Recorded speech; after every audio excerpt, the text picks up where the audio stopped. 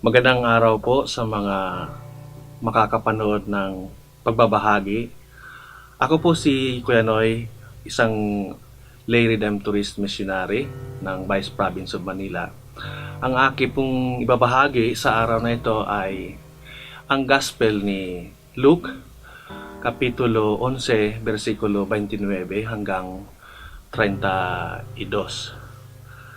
Ang pinakabuod po ng Ebanghelyo ay tungkol doon sa mga Pariseyo at mga Eskriba na naghahanap sila ng prueba kung si Jesus nga ba ay pinadala ng Diyos bilang tagapagligtas.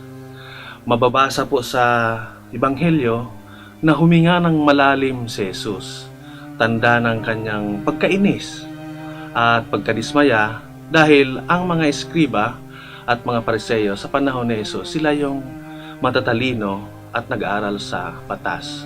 Pero mukhang hindi sila matalino dahil sa hindi nila makilala ang bakas ng Diyos na sa pagkatao na ni Jesus.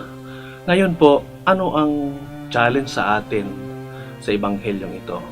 Marahil marami pang katulad ng mga Pariseyo at mga Eskriba sa panahon natin na may mata, nakadilat naman pero hindi makakita dahil nagsara na ang kanilang puso sa mga bagay na pinapahalagahan ng Diyos.